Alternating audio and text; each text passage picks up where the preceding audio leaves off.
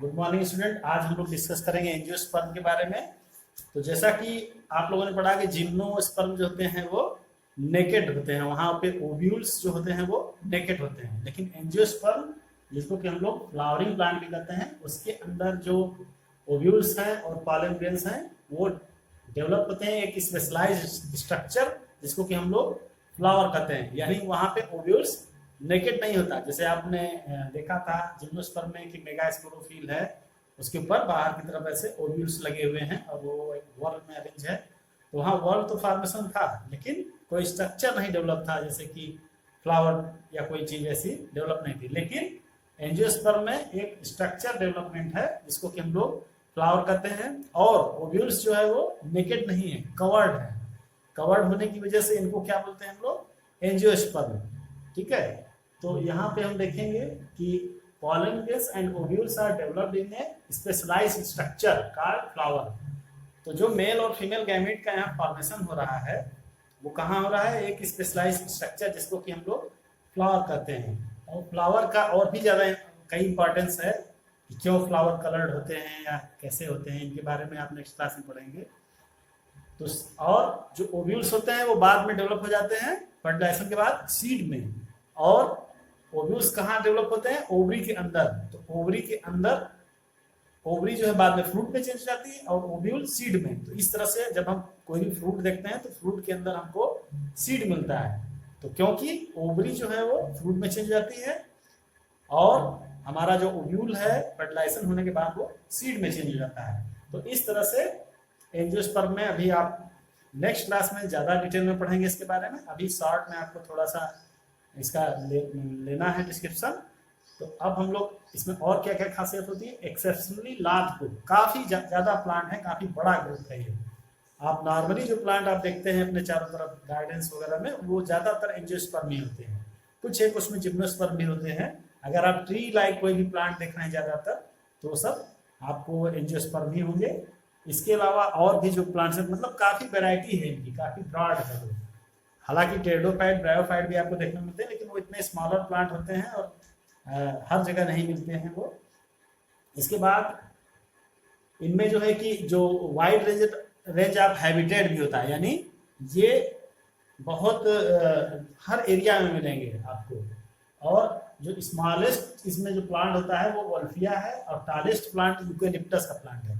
तो इसमें सबसे छोटा प्लांट जो होता है, सबसे स्मॉलेस्ट प्लांट है वो वोल्फिया है और सबसे टालेस्ट यूकेलिप्टस का आपने पेड़ देखा होगा, बहुत लंबे लंबे होते हैं। तो एंजियोस्पर्म में जो टालेस्ट प्लांट है वो यूकेलिप्टस है। जिम्नोस्पर्म हमने बताया था कि जो सबसे लंबा प्लांट है, टालेस्ट प्लांट है, वो था सिकोया, या जिसको हम लोग रेडवुड भी बोलते हैं। इस तरह से एंजियोस्पर्म में भी एक वाइड रेंज ऑफ हैबिटेट होता है, लगभग हर एरिया में ये भी मिलते हैं। और इनसे हमें फूड, फोडर, चारा जो पशु खिलाते हैं, फ्यूल एंड मेडिसिन, बहुत सारी मेडिसिन मिलती हैं हमको। एंजियोस्पर्म प्लांट से बहुत ज़्यादा मेडिसिन मिलती है। ज़्यादातर प्लांट्स जो होते हैं जो मेडिसिनल होते हैं वो एंजियोस्पर्म में ही आते हैं। और बहुत सारे और फायदे हैं। एंजियोस्पर्म को मेनली दो डिवाइड किया गया है, दो हिस्से में, दो पार्ट में, दो टाइप के प्लांट में। पहला है डाइकॉट, दूसरा है मोनोकॉट। आप लोगों ने नाम सुना होगा डाइकॉट और मोनोकॉट का। डाइकॉट का मतलब होता है डाइकॉटिलिडान्स एंड मोनोकॉट का मतलब होता है मोनोकॉटिलिडान्स। तो मोनोकॉटिलिडान्स और डाइकॉटिलिडान्स मतलब क्या है कि अगर सीड के अंदर दो कॉटिलिडान हो, टू कॉटिलिडान्स हो, तब उनको हम बोलेंगे डाइकॉट। डाइक मींस होता है टू। तो if seed have two cotyledons then it will be called dicot. If seed has one cotyledon then it will be called monocot। और डाइकॉट और मोनोकॉट में क्या डिफरेंस होता है, अगर लीव्स को हम देखें उनके तो लीव्स कैसी होती है, इसमें रेटिकुलेट वेनेशन होता है। रेटिकुलेट का मतलब एक ऐसे सेंट्रल वेन जाएगी, मिड रिब जाएगी, उससे चारों तरफ इस तरह से वेन निकलेगी, फिर उनमें से भी छोटी छोटी वेन्स निकलेंगी, एक ब्रांचिंग की तरह आपको मिलेगा। जबकि मोनोकॉट में जो वेनेशन होता है वो पैरेलल होता है, यानी मिड रिब, एक मिड रिब, इसमें कोई क्लियर मिड रिब नहीं होगी, उसमें पैरेलल वेनेशन है। सारी वेन्स एक दूसरे के पैरेलल में होंगी इस तरह से। एक पॉइंट, एक जहां पे पेट्रियोल लगा है, पेट्रियोल से ऐसे ऐसे सारी वेन्स निकली होंगी, सारी वेन्स पैरेलल में होंगी, कहीं उसमें कोई ब्रांचिंग आपको दिखाई नहीं देगी। इसके अलावा आपको इसमें जो फ्लावर होगा वो टेट्रा या पेंटामेरस होगा। टेट्रा या पेंटामेरस का मतलब जो उनके सेपल्स हैं या पेटल्स हैं उनके नंबर कितने होंगे, 4 और 5, जो कि बॉटल में जितनी भी चीजें अरेंज हैं, सेपल्स, पेटल्स यानी calyx, Corolla and EP calyx, ये सब आपको 4 और 5 नंबर में मिलेंगे। जबकि मोनोकार्ड में ट्राइमेरस होता है, यानी 3 के नंबर में मिलेंगे या 3 के मल्टीपल में मिलेंगे। तो इस तरह से मोनोकार्ड और डाइकार्ड में क्या डिफरेंस है, इसमें जो सेपल्स या पेटल्स होंगे वो 3 होंगे मोनोकार्ड में, और इसमें डाइकार्ड में 4 और 5 होंगे इसमें। तो इस तरह से आपने डाइकार्ड और मोनोकार्ड का एक बेसिक डिफरेंस देखा। इसमें और भी डिफरेंस होते हैं, आपने एनाटॉमी में इसको पढ़ा होगा थोड़ा बहुत कि मोनोकार्ड और डाइकार्ड स्टेम या रूट का जब हम ट्रांसफर सेक्शन काट के देखते हैं तो उसमें काफी हमें चेंजेस दिखते हैं। तो उसके बारे में हम लोग दूसरे टॉपिक में।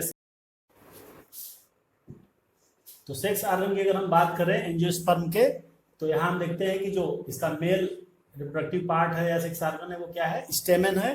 स्टेमन कैसा होता है, सिलेंडर फिलामेंट, इसमें एक फिलामेंट सिलेंडर होता है, सीधा होता है, और साथ में एंथर है, टिप पे यहाँ पे एंथर होता है, बाइलोब्ड एंथर होता है जनरली। इसके अलावा जो फीमेल रिप्रोडक्टिव पार्ट है वो इसमें पिस्टिल है। पिस्टिल ये आप देख रहे हैं, ये पिस्टिल है, इसमें ऊपर का पार्ट स्टिग्मा, स्टाइल, और नीचे ये स्वॉलन एरिया ओवरी है। ये लॉन्ग सिलेंडर पार्ट है। और अब हम देखते हैं कि इसमें जो आपका एंथर है, एंथर के अंदर क्या प्रोसेस होती है। एंथर के अंदर पॉलन मदर सेल होती है या स्पोर मदर सेल होती है, उनके अंदर मियोसिस होती है, और मियोसिस होकर के माइक्रोस्पोर का फॉर्मेशन होता है। वो माइक्रोस्पोर बाद में पॉलन ग्रेन में डेवलप हो जाता है। तो पॉलन मदर सेल है यहाँ पे, प्राइमरी पॉलन मदर सेल, एक पॉलन मदर सेल से 4 पॉलन ग्रेन्स का फॉर्मेशन होता है मियोसिस के थ्रू। फीमेल रिप्रोडक्टिव पार्ट में जो आपका ओवरी है, ओवरी के अंदर ओव्यूल होता है, ये आप एक ओव्यूल होता है स्ट्रक्चर इसके अंदर, और ओव्यूल के अंदर megaspore mother cell, megaspore mother cell divide होकर के 4 मेगा स्पोर बनाती हैं, जिनमें से कि 1 मेगा स्पोर डेवलप होता है, बाकी 3 जो है वो डिजनरेट हो जाते हैं। तो जो 1 मेगा स्पोर डेवलप होता है, 1 mega spore develops into embryo sac. Embryo sac आप यहाँ पे एक स्ट्रक्चर देख रहे हैं, और एम्ब्रियोसैक ये किससे डेवलप हुआ है, single megaspore mother cell से, जो सर्वाइव करती है, जो डिजनरेट नहीं होती।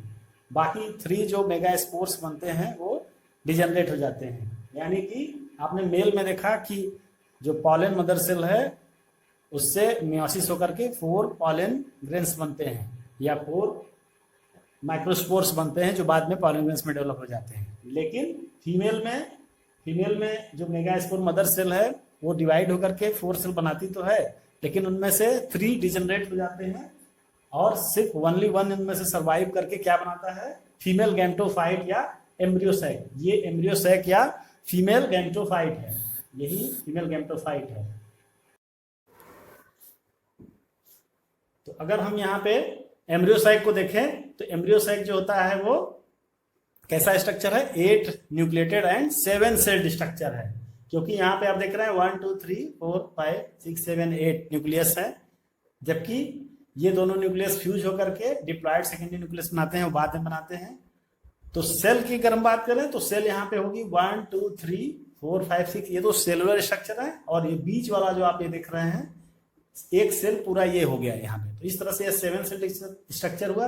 बीच में ये जो 2 पोलर न्यूक्लियाई होते हैं वो इसी सेल में, जो बड़ी वाली सेल है इसके अंदर होते हैं। तो cell number of cell is 7 but number of nucleus is 8। तो ये क्वेश्चन पूछा जाता है कि इन विच स्टेज, या एम्ब्रियोसैक की क्या स्टेज होती है, या ये चीज कहाँ मिलती है कि 8 nucleated and 7 cell stage is found in which plant, angiosperm, gymnosperm. इस तरह का क्वेश्चन आपसे पूछा जा सकता है। तो इसके बाद इसमें क्या होगा, पॉलिनेशन होगा। पॉलिनेशन यहाँ से पॉलन ग्रेन रिलीज होकर के, अगर ये यहाँ से पॉलन ग्रेन रिलीज होंगे, पॉलन ग्रेन रिलीज होकर के एंथर से विंड के थ्रू या फिर किसी और मीडियम से, किसी इंसेक्ट के थ्रू या किसी बर्ड के थ्रू पॉलिनेशन निकलेंगे, और निकल कर कहाँ पहुंचेंगे, इसके स्टिग्मा के ऊपर। स्टिग्मा के बाद यहाँ पे पॉलन ग्रेन डेवलप होता है और पॉलन ट्यूब का फॉर्मेशन करता है। वो पॉलन ट्यूब इसके अंदर जाती है और इस ओव्यूल के अंदर एंटर करती है। ओव्यूल के अंदर एंटर करने पे कहाँ पहुंचेगी, यहाँ ये एक सेल और सिनर्जिड के बीच में से एंट्री करती है। यहाँ पे उस पॉलन ग्रेन के अंदर 2 मेल गैमीट होते हैं।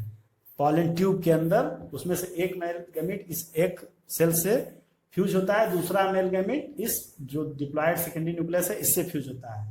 तो यहाँ पे आप देखिए जो एक गैमीट है वो एक सेल से फ्यूज होता है और बनाता है जाइगोट, जो कि बाद में एम्ब्रियो में डेवलप होता है। जबकि दूसरा जो गैमीट होगा वो इस डिप्लॉयड सेकेंडरी न्यूक्लियस से फ्यूज होगा और बनाएगा प्राइमरी एंडोस्पर्म न्यूक्लियस, जो कि एक ट्रिप्लॉयड स्ट्रक्चर है, क्योंकि 2n यहाँ हो ही गया, ये दोनों दो न्यूक्लियस है तो, और एक n एक हेप्लॉयड स्ट्रक्चर इसे और फ्यूज हुआ। तो यहाँ पे जो स्ट्रक्चर बनेगा वो कैसा होगा, ट्रिप्लॉयड स्ट्रक्चर होगा। और ये बाद में किस में डेवलप हो जाएगा, एंडोस्पर्म में।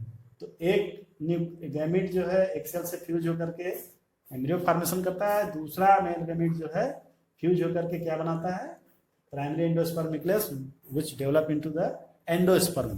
तो इस तरह से 2 मेल गैमीट बनते हैं पॉलन ग्रेन के अंदर, पॉलन ट्यूब के अंदर, और जो कि इस एम्ब्रियो सैक के अंदर पहुंच करके इस फीमेल गैमेटोफाइट के अंदर पहुंच करके बनाते हैं एम्ब्रियो और एंडोस्पर्म का फॉर्मेशन करते हैं। तो इस तरह से आप ये पूरा स्ट्रक्चर देख सकते हैं। क्योंकि यहाँ पे 2 फर्टिलाइजेशन हो रहा है, एक फर्टिलाइजेशन यहाँ पे हो रहा है, एक फर्टिलाइजेशन यहाँ पे हो रहा है, एक फ्यूजन यहाँ हो रहा है, एक फ्यूजन यहाँ हो रहा है। इसीलिए इस तरह के फर्टिलाइजेशन को हम लोग बोलते हैं डबल फर्टिलाइजेशन, क्योंकि यहाँ पे 2 बार फर्टिलाइजेशन हो रहा है, एक यहाँ एक यहाँ, इसलिए इसको हम लोग हमेशा डबल फर्टिलाइजेशन करते हैं। ये जो आपका ओव्यूल है ये बाद में किस में चेंज हो जाता है, सीड में। फर्टिलाइज होने के बाद ये सीड में चेंज हो जाता है, और सीड के अंदर क्या रहेगा, ये दोनों चीजें मौजूद रहेंगी, एम्ब्रियो और एंडोस्पर्म, ये दोनों कहाँ होंगे, ये सीड के अंदर बाद में रहेंगे। और ये जो पूरी ओवरी है ये किस में चेंज हो जाएगी, फ्रूट में। तो अगर फ्रूट के अंदर एक से ज्यादा ओव्यूल, एक से ज्यादा सीड है, तो इसका मतलब क्या होता है कि ओवरी के अंदर एक से ज्यादा ओव्यूल होंगे। तो इस तरह से पूरा ये आपका फ्रूट का डेवलपमेंट होता है। तो ये आपने देखा यहाँ पर कि एक एंजियोस्पर्म में किस तरह से रिप्रोडक्टिव पार्ट होते हैं और किस तरह से उनमें फर्टिलाइजेशन होता है और किस तरह से उनमें फिर सीड और फ्रूट का डेवलपमेंट होता है। ये शॉर्ट में है, आप बड़ी क्लास में जाएंगे तो 12th क्लास में आपको इसका डिटेल में पढ़ना है।